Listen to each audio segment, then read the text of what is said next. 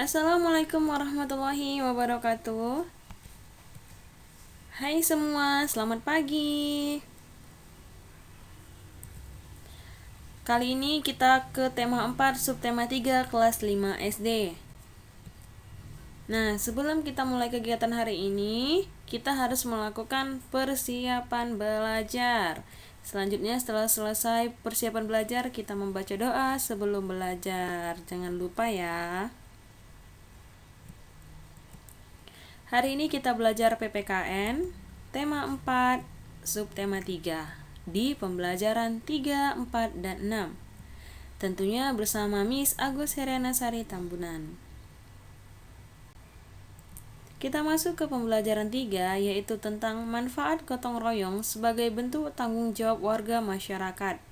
Anak-anak Miss, jika kalian melihat video ini sambil ikut membaca ya.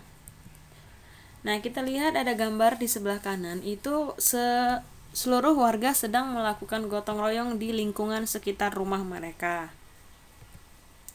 Nah, itu adalah cerita keluarga Jonas. Warga di sekitar rumah Jonas sedang melaksanakan kegiatan kerja bakti untuk membersihkan lingkungan sekitar.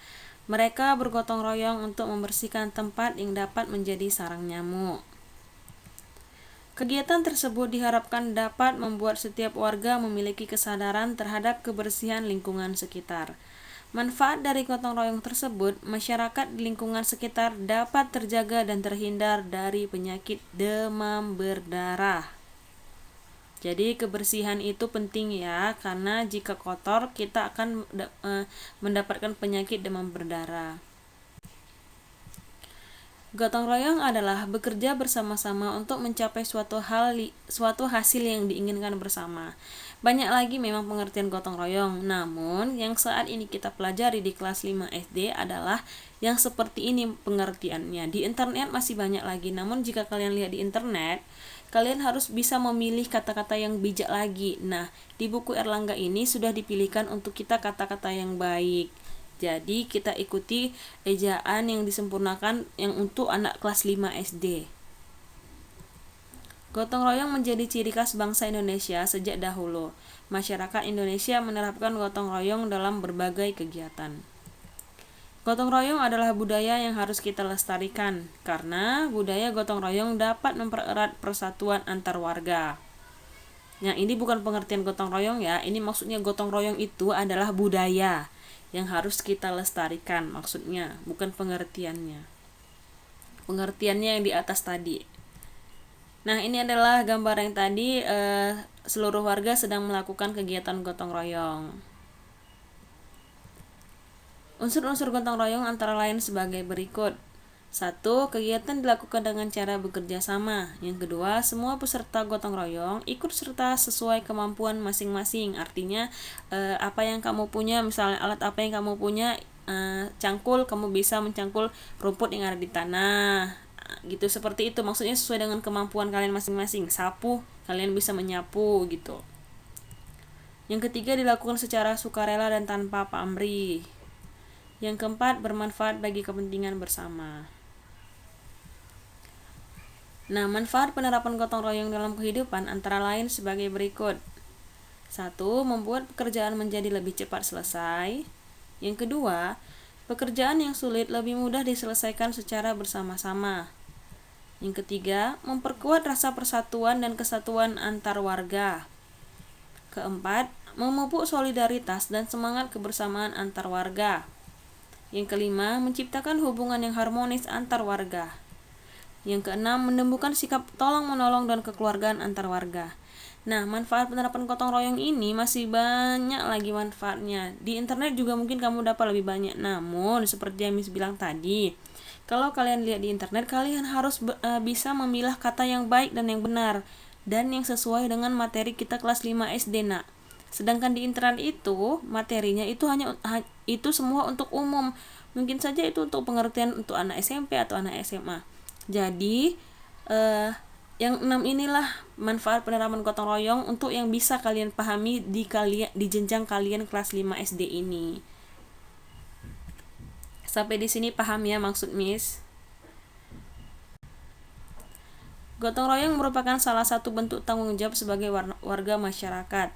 Tanggung jawab sebagai warga masyarakat adalah kesadaran seseorang akan tugas dan kewajiban sebagai warga masyarakat. Sebagai warga, kita hendaknya mendahulukan kepentingan bersama di atas kepentingan pribadi ataupun golongan. Maksudnya itu kepentingan kelompok kita atau kepentingan keluarga kita. Itu lebih didahulukan kepentingan bersama dibandingkan yang itu. Berikut beberapa tanggung jawab kita sebagai warga masyarakat. Yang pertama, menjaga kerukunan di masyarakat yang beragam latar belakangnya. Yang kedua, menjaga rasa persatuan dan kesatuan di masyarakat. Yang ketiga, menjaga keamanan dan ketertiban umum. Yang keempat, merawat fasilitas umum. Yang kelima, menjaga kebersihan lingkungan. Yang keenam, mengikuti musyawarah warga. Yang ketujuh, mengutamakan kepentingan orang banyak sebelum kepentingan pribadi, sama seperti yang tadi di atas yang kita baca. Dan yang kedelapan, menerima hasil musyawarah dengan lapang dada dan melaksanakannya dengan penuh rasa tanggung jawab.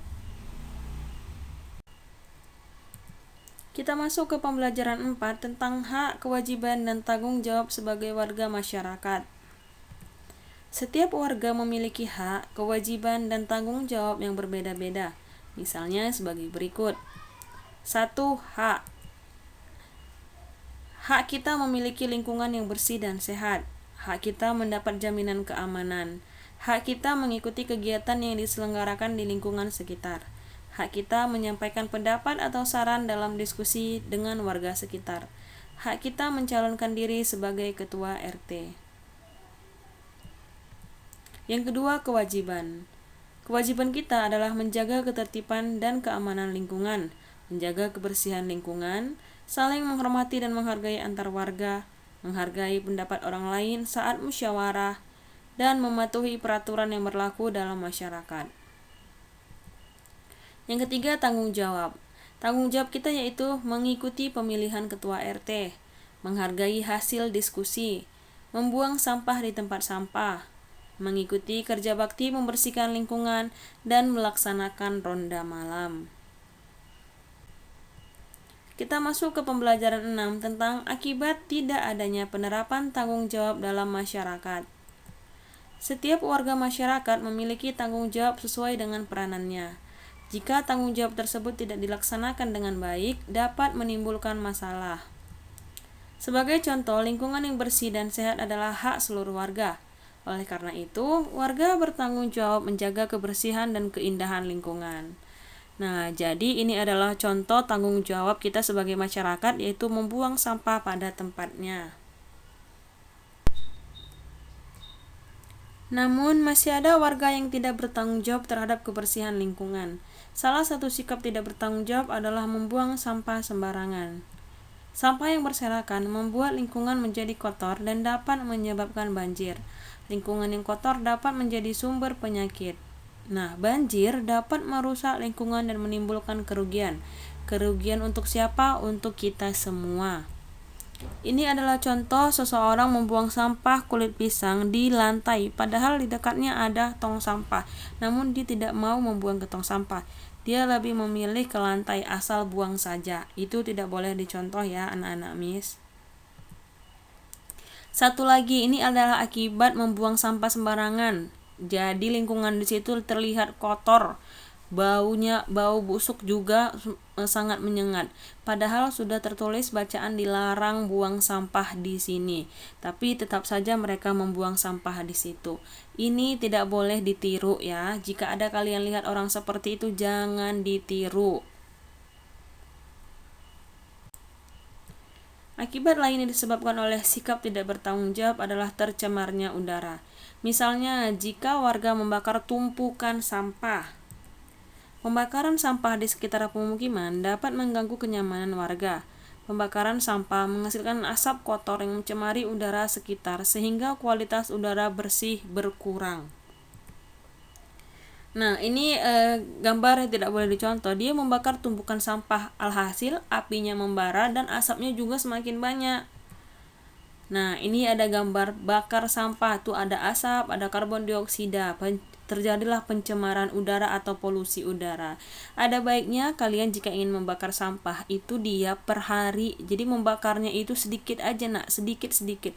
Jangan membakarnya sudah bertumpuk baru dibakar. Jadi kalau tumpukan sampah dibakar, asapnya juga banyak. Namun kalau sampahnya sedikit dibakar, asapnya juga sedikit, apinya juga kecil.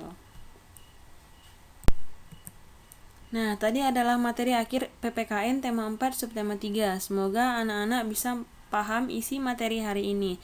Tetap semangat walau belajar dari rumah ya. Dan jangan lupa like, komen, dan subscribe. Sekian dan terima kasih. Assalamualaikum warahmatullahi wabarakatuh. Selamat pagi semua.